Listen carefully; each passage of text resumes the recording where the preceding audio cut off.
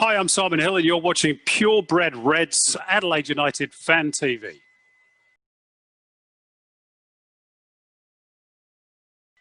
Hello and welcome to the Purebred Reds Adelaide United Fan TV. I'm your host, Ellis Gelios, coming to you with a preview of our big round 2 clash against Melbourne City this Sunday at Cooper Stadium.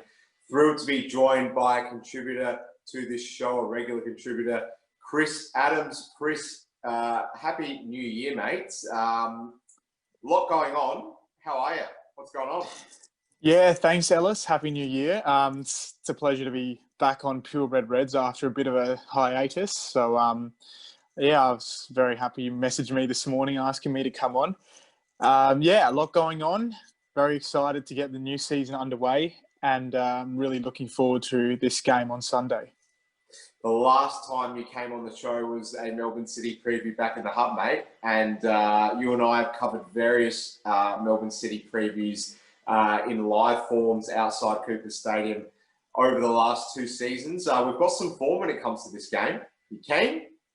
Yeah, definitely. I remember the first time we previewed, maybe not even the first time, but yeah, definitely standing outside Hindmarsh when it was raining one morning. And yeah, I can't believe it's been since the hub since I was last previewing a game with you. But yeah, definitely excited. Yeah, well, I'm absolutely thrilled to have you back on the show and to preview what is going to be a big game for us in round 2, Chris. The game is a 5:35 kickoff at Cooper Stadium, and if you're not planning on attending this Sunday, you can catch it, as always, on Fox Sports and the Kayo Sports app.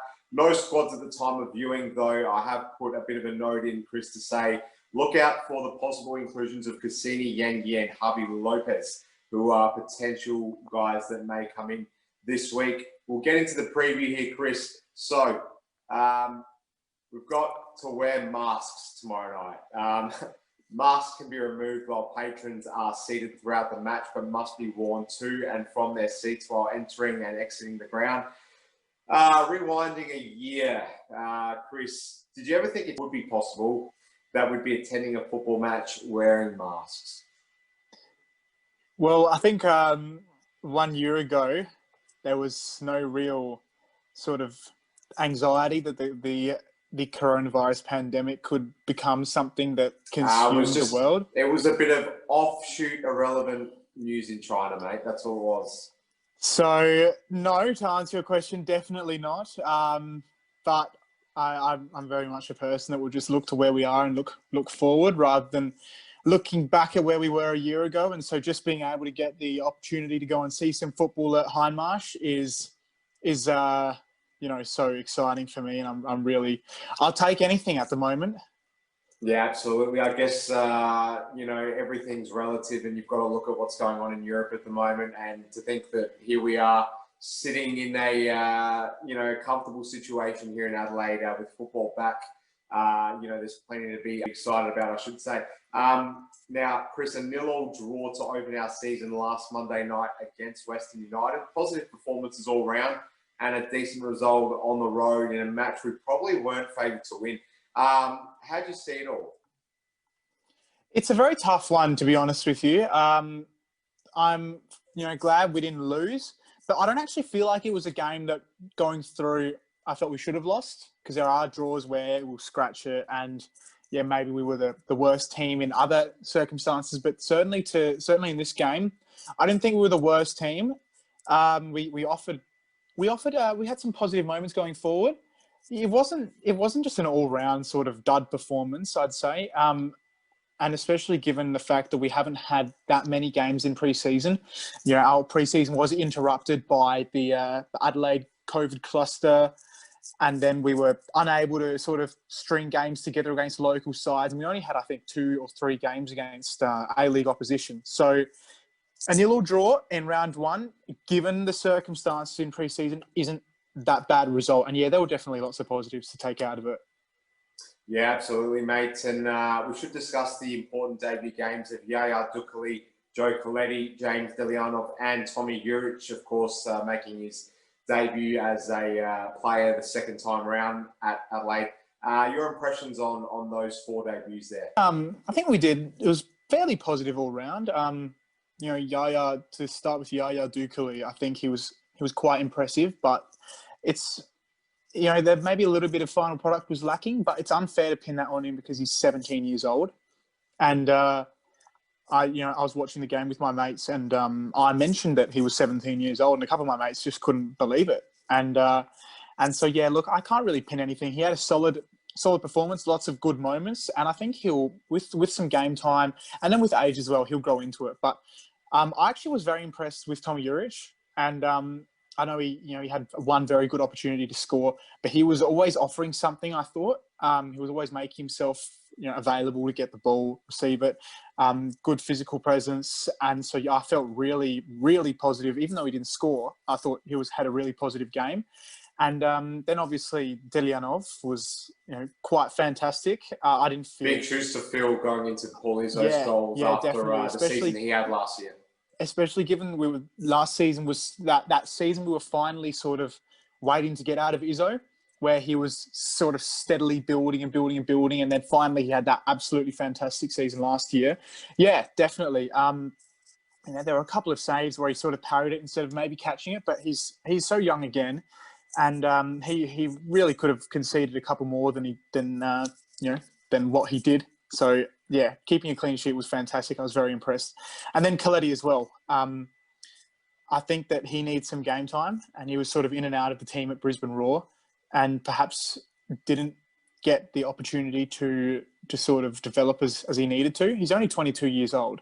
So he has experience. He's got some pedigree. And now I think playing in this sort of holding midfield position where it's not really a defensive midfield position, but he is sort of anchoring every now and then, and that's his sort of general area that he's playing in. Yeah, positive signs. He made some good interceptions and had some good passages of play. So I think our debutants all had sort of a solid showing. Yeah, it was interesting to note that Carl Viet, the praise he put on Tomi Juric was quite astounding. He made comments very much sort of aligned to suggesting that he's the best finisher he's ever seen.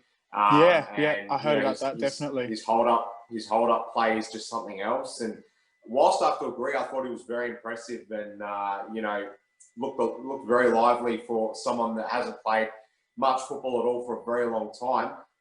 Is he going a little bit sort of overboard here with this much praise early on? Is this a bit of a Brendan Rodgers play? It's sort of just ushering out great character to anyone that's mentioned in a press conference? I mean, or do you think Tomi Juric genuinely will sort of justify this praise? Well, it's coming from Carl Viet, who's taking over from Verbeek, and Verbeek was one that would love to, have a go at our players in press conferences. So I don't think Carl Viet would have any reason not to praise his players in press conferences. And I have no issue, to be honest, with hearing these sorts of comments, because Tomi Juric is an experienced player. He's played in the Asian Cup final for Australia. He's got experience in Europe. He's got such a pedigree.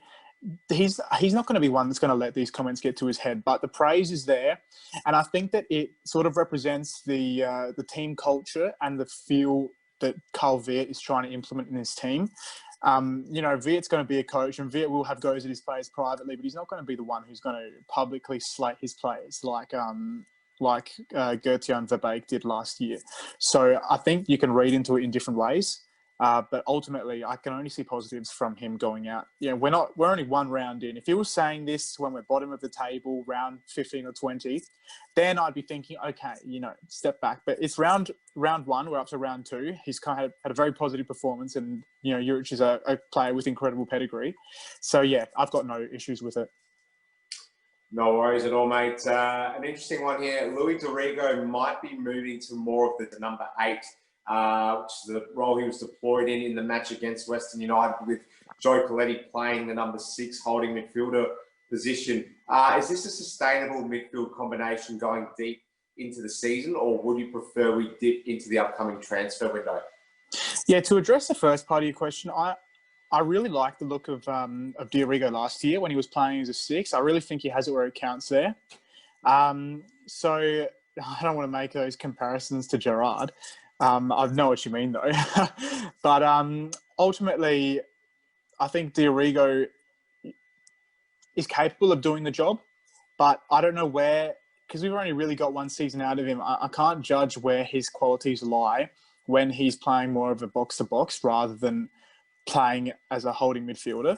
So I think he's got a creative instinct about him personally. See, when I used to watch Diorigo Diorigo, yet, but yeah, I think you can kind of gather that he has an impetus to get forward. Yeah, when I used to watch Diorigo, maybe a season before his sort of breakout year in the A-League last year, for the NPL side, he would play as a holding midfielder.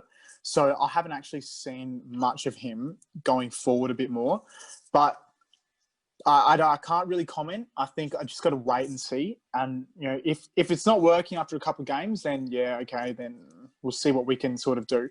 But yeah, to address the second part of your question, I'm always one for adding depth to the squad. And I know the club may not be in a financial position because of COVID and all that. But to be fair, with Troisi departing, there is a significant amount of salary cap space that has been cleared up. So I'm not saying we bring in a Troisi caliber replacement, but I would like to see somebody come in, because I think that Troisi leaving has put us in a very, very uncomfortable position, and it's forced us to sort of rejig. I really don't think we would have seen Joe Caletti holding and Diorigo pushed up had Troisi not left. Because now all of a sudden we want somebody who can play number 10 and has the experience to play there. And so it was naturally going to be Stefan Mork. I don't know who else would play as a number 10, but Mork had his best season with us in the championship year, and he was playing as a number 8. And so this rejig has sort of maybe it's sort of impacted the balance of the midfield so far. I'm not saying that we had a bad performance, but I'm saying that Mork, I think, is suited to more of a number 8 role, and then Diorigo is more of a number 6. And maybe we could see Caletti and Diorigo swap next game. You never know. But yeah, I would like to see us add some depth. And ultimately, I would want to see Stefan Mork dropped a bit further, because I think he really is a real workhorse midfielder, and he can add so much if he's going up and down the pitch rather than focusing on the front third. Nicely said indeed, mate. Speaking of Joe Caletti, he's pushing for us to make Cooper Stadium a fortress this season. How likely do you think it is that our home stadium can return to the fortress that it once was back in the Gombau Amor era? Because let's be honest, it's been a long while since it was, Chris. Yeah, it has been a long while since we had the fortress, Fort Hindmarsh, as we used to call it. I really hope that now we really, especially in COVID, we are able to embrace the home ground advantage. And under Verbeek, we love to ship goals. And I think that what I've seen with Viet is that he's implemented a sort of defensive structure that is not as... So with Verbeek, it was sort of chase your man, and then you'd get dragged, and then there would be holes in our defence. We have quality enough to not concede. Our biggest problem is conceding rather than scoring goals, okay? And with Viet, he has tidied up our defence, and that's shown in the hub, where we were facing all top 6 teams, and we were not conceding very often. And I would have expected games like the Western United game last year, I think we would have conceded. High pressure situation where in moments they were just piling cross ball in after ball in, attack after attack, and especially to have people like Diamante, who needs no introduction. I think that United last year would have collapsed in a game like that, and this year we didn't, and we really held firm. So I think, yeah, it's definitely capable of the homecoming hero, Carl Viet, to come to Hindmarsh. He hasn't had a game at Hindmarsh in his, I think, 6 games so far as head coach. So I really think he's capable of bringing back that Fort Hindmarsh feel, because he experienced that as a player. Absolutely, he did. And we'll get to that in just a second. Looking at the opposition just briefly now, Chris, City managed to beat Brisbane in their opening game of the season, though it cost them hugely with an injury sustained to Andrew Nabu, while Andrew Luna picked up a red card. Andrew Nabu will be out for up to 6 weeks now as well, from what we've gathered in the aftermath of that game. How significant are these losses, and who are the danger men for us to look out for on Sunday? I'm going to get the ball rolling with this one. Connor Metcalfe, for me, this is his season. You know, it's funny. I was just about to say Metcalfe myself over McLaren. But yeah, Metcalf and McLaren are the two danger men. I only watched the first half of the Melbourne City game, and I thought that they were very lucky to get to half time without conceding. Brisbane Roar looked all over them in the first half. Did the win flatter them? As I said, I didn't see the second half, but if the game continued on like that in the second half, then yeah, absolutely it did. And Naboot is somebody who I'm happy to not see playing because of what he did the last time we played Melbourne Victory. And I know Luna's a quality player as well. So, yeah, two big losses. They have their quality visa players. And I think Naboot was one of their more high-profile players as well to come in the off-season. So, yeah, look, there's a hole in their attack and there's a hole in their midfield or their sort of attacking midfield that needs to be filled there. And so that's a lot of experience that they've lost ahead of a big game. So if they play like they did against Brisbane and we continue our sort of positive start to the season that we did against Western United, then, yeah, I think it'll be a very big loss and we have the guns to make them pay.